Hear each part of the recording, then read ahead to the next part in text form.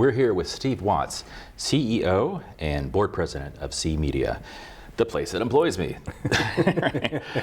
So I'm not going to softball this, but this is my boss. And Steve is a known quantity in Sonoma County as a broadcaster and as an entrepreneur in general. It's a pleasure to have you on, sir. Thank you. I appreciate it. Glad to be here and glad to be part of the organization. Yeah. Hey, so let's talk about your broadcast background, because I know you've launched a couple of stations in your life. What precipitated that? Why the interest in radio? Well, you know, I kind of fell into radio when I was like 19 or 20 with KMLS Radio, which was one of the first cable FM radio stations here in the county, maybe in the country too. And we were based in the California Theater, and eventually we moved over to UA5 and downtown to the Hotel So Oliver. what is a cable radio? Well, you know, that's what everybody asked us in the beginning. What's cable radio? Well, when we were doing it, they didn't even know what cable TV was. Right. So we were kind of a subcarrier, and we convinced the people at the cable office that the cable we could do a radio station. And so we started out doing theater times at the Old Cal Theater, and eventually we realized, well, we could probably do something else with this. And so do actual programming. And actual programming, actual music. And we attracted some pretty good talent and started going 12 hours and then 24 hours and kind of caught fire. And we educated people on how the cable worked. And that was a long time ago. Isn't it fascinating? So radio was the broadcast thing. Right. Cable radio develops, and now a lot of us get our radio content, or what we can call radio content, as podcasts, off cable internet. Exactly. Yeah, I mean, it's done the full gamut. Yeah, absolutely. I mean, did you have a passion for radio? Were you know, I really didn't. I had an uncle that did news talk radio in Phoenix, Arizona on KOY radio, and I had gone in the studio a couple times when I was 15 or 16. But no, not really. I just I kind of happened into it. The guy that had the station was a friend, and just kind of melded to it, you know. Yeah. Very serendipitous, and that's kind of been the story of my life. I've kind of fallen into things along the way, and just they've come and got me, and I've gone down the road with them. And it seems that, like, when they get you, you tend to take them as far as you can. I mean, you know. Well, yeah. I mean, if you're going to do anything, and if you're going to do something good, you might as well do it as best you can. Yeah. And that's always been my philosophy. If I'm going to apply myself, I want to apply myself and do the very best I can, or I don't want to do it. And so that was station number one, and then you did subsequent stations. Yeah, we had, after Q105, or KMLS Radio, we did Q105. I mean, that was a big brand. Roner station. It was a Roner Park station. Yeah. We applied for the license in '81. Was granted the license. I coalesced with a couple of other people that had licenses. There was 11 licensees in the beginning. We got it down to 3, and we paid off a couple of people's costs, which you're allowed to do legally. Yeah, well, when you say licensees, you mean people also applying for it. Right, there was 11 different applications for the license for the city of Roner Park. How did you elbow them out? Well, you know, the FCC has the guidelines on how they do things, and minorities are an important thing. Community-oriented programming at the time, PSAs. The FCC was a lot more involved at the time than it is now. And so we put our license together. My worst asset was I was white, I was male, and I was American. So when I looked at getting the license, I looked at what enhanced us, and ethnicity enhanced us. So we got a black professional football player from the Oakland Raiders, who was a close friend, Morris Bradshaw, and then we got a female doctor here in the area, and we needed one more person to tie this all together. So we got the librarian at Sonoma State University, who had a PhD and a master's from Columbia and Harvard. And so that put together our whole team, and I took kind of a back seat, even though it was basically my idea and my drive to do it. So you rigged it with people. Exactly. Okay.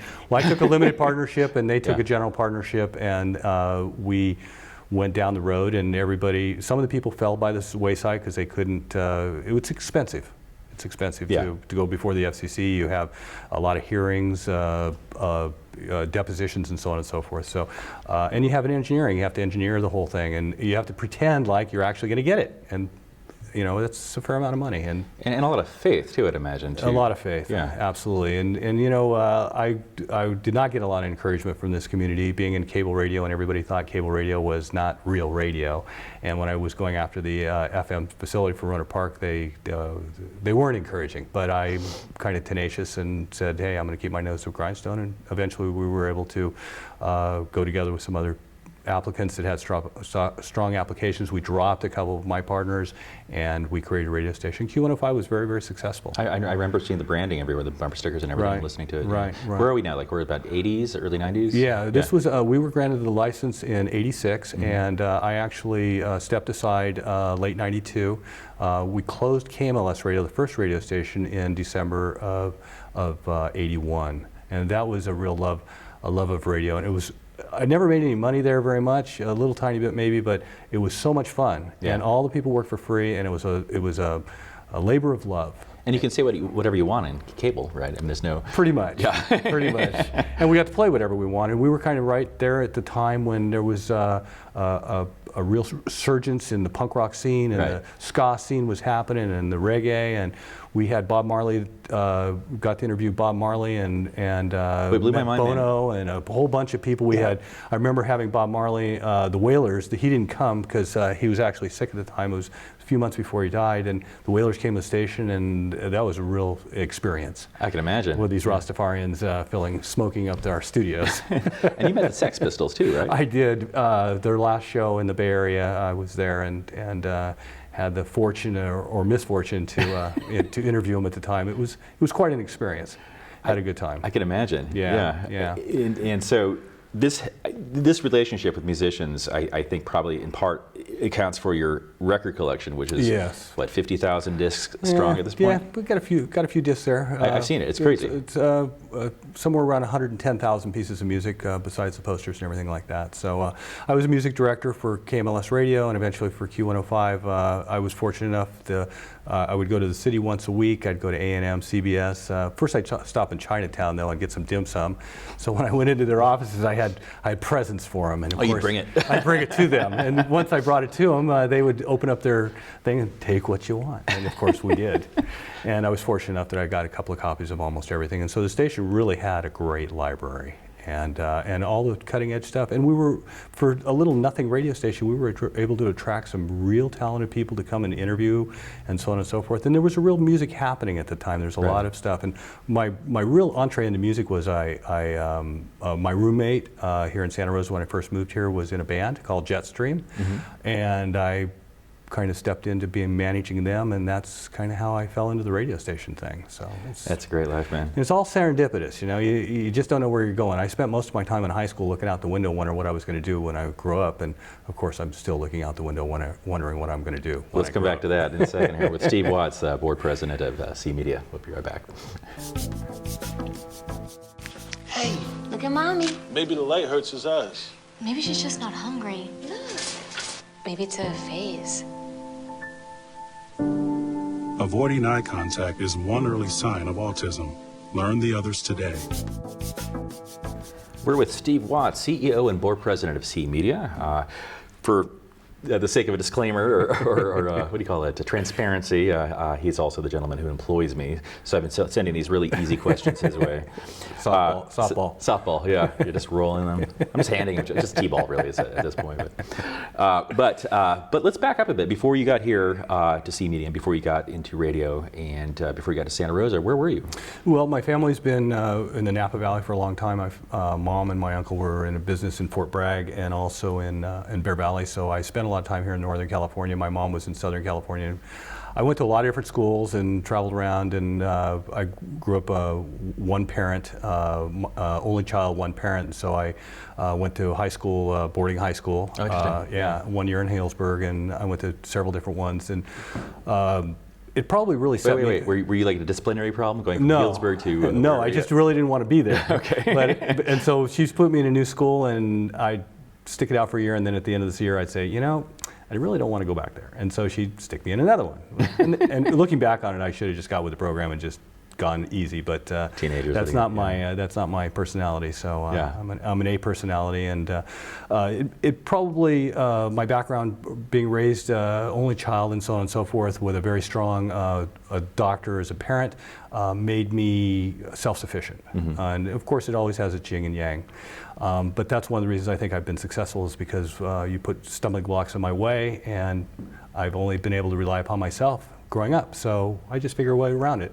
Yeah, yeah. I mean, you didn't have any kid brothers to Didn't have- leverage. to beat me up or to beat up on them. Yeah. So it all fell to me. Do you think going from school to school and every year kind of like having the opportunity to reinvent yourself? Yeah, was and I met a lot of really nice people. It was a religious school, and it was okay. I was, at the time, pretty rebellious. It was the 60s, early 70s. So we should pause here. You don't look like somebody who is pushing 60. I'll be 60 years old next May. It's crazy. So, yeah. Well, take care of yourself. Yeah. And I grew up in this religion, was very health-oriented, and athleticism and athletics have been a large portion of my life. Water skied, barefoot water skied since I was 13 years old, snow skied since I was 5, 6. It was really, I think my mom was smart in that way, in that she didn't have any time for me, but she figured out how to babysit me by sending me to camp, right, and sending me to these different opportunities. And I guess I could have sat around and complained about it, but that's not my nature. I just try to be the best I could. Yeah. And that's the way I've approached business, is to try to see the problems and solve them and move on. I'm not a maintaining kind of person when at business. I like to come in, I like to fix things, get it running really good, and then I like to step aside and let other people run it on a day-to-day basis. Do you have a competitive nature, do you think? Yeah, I would say I'm pretty competitive. Yeah, I mean, I'm competitive in my sport. I'm an open racquetball player. I played on the Pro Tour for a long time. in fact, I just got back from the World Championships down in Albuquerque, New Mexico last week. So you're actively playing still? I play 3 or 4 times a week. Belong to a club here in town. I belong to another one. That's the one constant in my life. My businesses have changed. I've gone through a divorce. I've gone through some changes in my personal life, but the constant in it is I continue to play racquetball. And it's a big, big portion of my life. What do you get from racquetball? What is it that happens there? It's taught me how to deal with an aggressive nature and how to, channel it. Yeah. Absolutely channel it. And what I've learned on the court and in that experience, I've been able to funnel into business and life. You can't let things get in your way. I play a sport where you're standing in a box 20 feet by 40 feet, 20 feet tall, swinging a club at a ball, traveling at over 150 miles an hour, and you have to make split-second decisions. And it's some of it's Pavlovian training.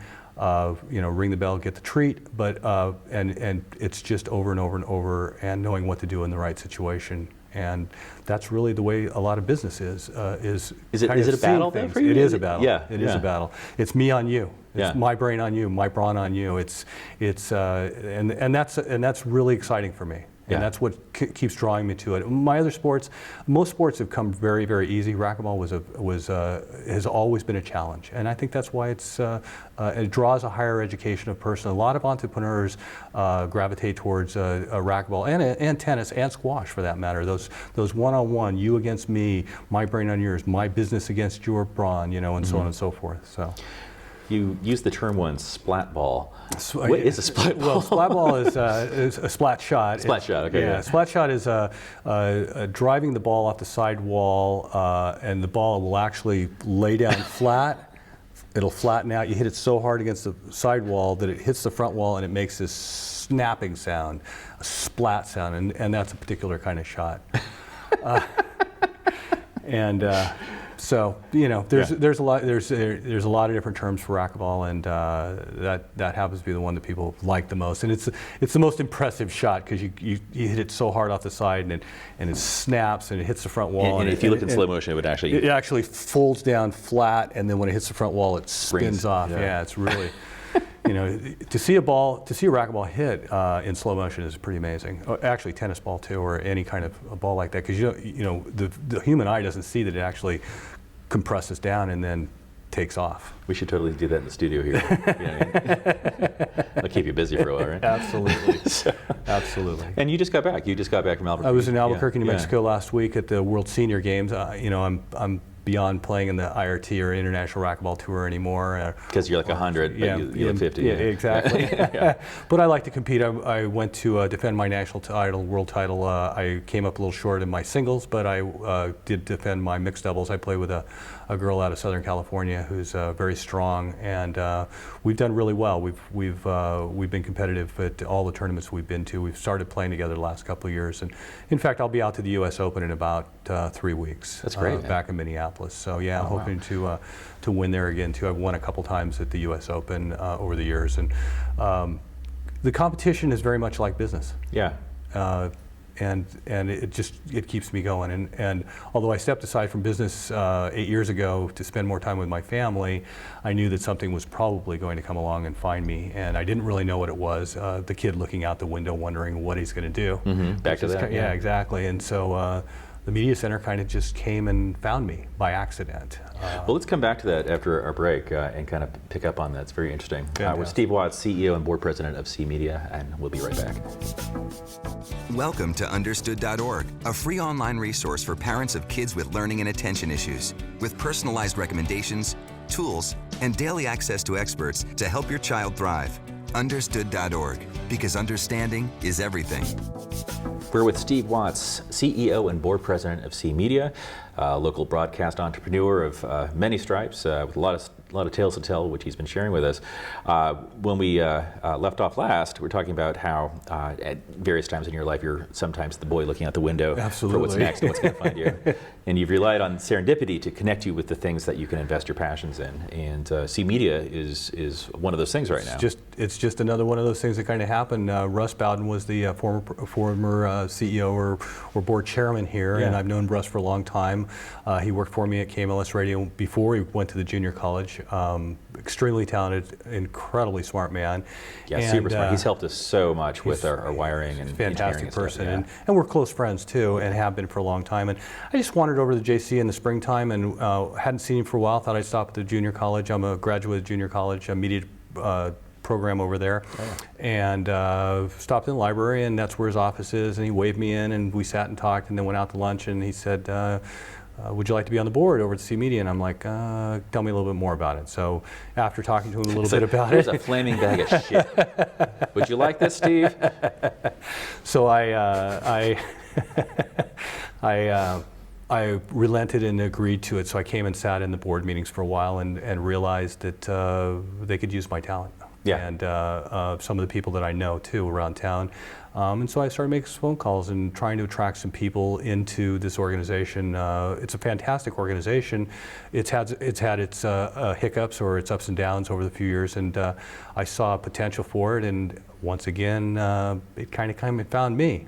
So we kind of put this all together and brought some people in, and all of a sudden everybody wanted me to be the chairman, and I was like, well, wait a second, I don't know much about this, but I had a unanimous board that wanted me to do it, and so I said I would give it a try. And so far I've been at it about 5 weeks. You and I've worked together on several projects. We're spearheading. We're not taking a shotgun approach. We're taking a spearhead approach and trying to figure out how we can work better with ArtQuest next door with the kids. My daughter happens to be in ArtQuest, and that's another mitigating factor for me to be involved in this. And I think this has tremendous potential. I think it's been underutilized, and I'm hoping that my help and a lot of the very talented people that we've been able to attract will help turn this thing around and make it a tremendous asset for Sonoma County, for Santa Rosa.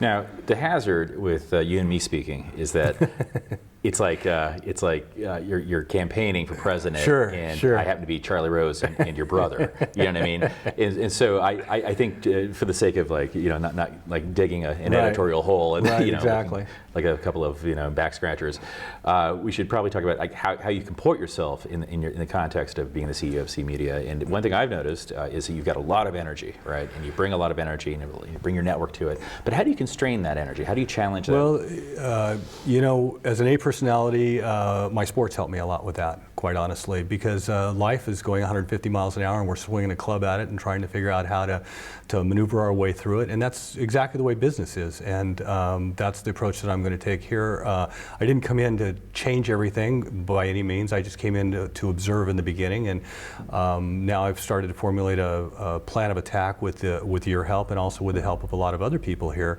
And I'm starting to get a feel for it. I still have a lot to learn, an awful lot to learn. And I'm working in a new venue in that this is, I don't just go out and do it myself and that's the way it is. I have other people that I have to answer to. So that's a whole new way of thinking.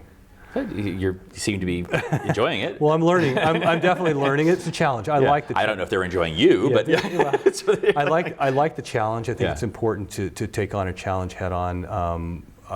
The problems that I saw or I see, we're just taking them one at a time. There's a tremendous amount of positive things about the CMedia Center. Just needs some adjustment. I think the one thing you can say about CMedia and the people who are involved or want to be involved or have been involved is there's a distinct and evident passion for the Right. center itself. Absolutely. And so I think it's a question of just aligning all those parties, into one purpose-driven motion rather than having a bunch of disparate stuff going on. Absolutely. And Yeah. because I have a daughter at ArtQuest, I have. I really want to see this thing successful, and I also want to see us involved more with the young people and have a larger presence in the community. This media center has tremendous potential, and I think that we can take it to the next step if we're allowed the opportunity to do that. What do you think? What part of the community do you think that we're best serving now? What gap do we fill? Well, I'm not sure what we're serving now, but the whole idea is to serve the community. Right. And I think the young people are a big portion of that. This is something I wrestle with, man, because we face a kind of a relevancy problem when it comes to putting media in the hands of young people, because they have their phones, they have Right. YouTube. And so how can we utilize that? How can we utilize their savvy in using these phones? Well, we can create a lot of, teach them how to use those phones, how to get us the information, how to videotape things. Bring them in. You bring them in, get them yeah. excited about it, get them as part of the team, and so on and so forth, because there's a lot of talent here. It just has to be harnessed. And Okay, the kids are kind of like me. They're looking out the window going, what am I going to do when I grow up? No, that's a good splash shot, man. Like use what's changed in media Absolutely. to bring that media back to Because us. if you're standing still, you're not going anywhere. So you've got to continue to progress ahead. And these kids, they're on the cutting edge. If I have a problem with my iPhone, I turn to my 12-year-old and ask her to give me a quick tutorial. Of course, there are the kids out there who don't have iPhones. That's true. So that's another true. consideration. Absolutely. It's a puzzle, man. It is. But I mean, in terms of bringing your acumen, as a professional athlete and as a professional in the entrepreneurial setting, have you ever had to like really restrain yourself? Like, I have a fairly acid tongue and a sense of humor that's constantly getting me in trouble. Sure. I don't know if you like that. But Well, I've learned. I'll tell you the probably the biggest lesson that I've learned over the years is, when I was young, I got in and I always wanted. I was a little narcissistic, and I always wanted to be up front and, hey, I'm the owner. Yada, yada. At this point in my life, I really don't want anybody to know what's going on about that. I want to when I come up against a problem, I don't run in all different directions as I did maybe in my 20s and make mistakes. Sometimes you got to let the horses run, and sometimes you got to pull them back. And I think with maturity comes the understanding of when to let the horses run and when to pull them back, and how to put it down, and how to work with people better. And I think as a young person, I didn't listen as well as I could. I've learned how to listen, the same as I've learned on the court how to watch the ball.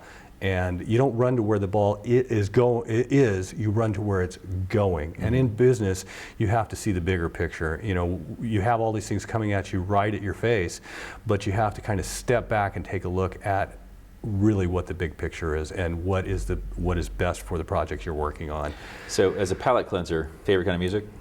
Alternative, new wave. I was heavy into punk. I like ska music. Not a big rap fan. But you're right in that pocket, like 77 to 83, 84. Yeah, no, probably more like the late 70s all the way up to the late 90s, early. I think the music business, unfortunately, is a little upside down right now, and I'm hoping that it gets back on track. Well, speaking back on track, we got to wrap up, man. That was the segment. It's gone. We're done. That's fast. That was quick. Steve Wattz, CEO and board president of CMedia. Pleasure, sir. You'll be back on. I know. Thanks for your time. Oh, good times, man. Keep your eyes on us. Yes.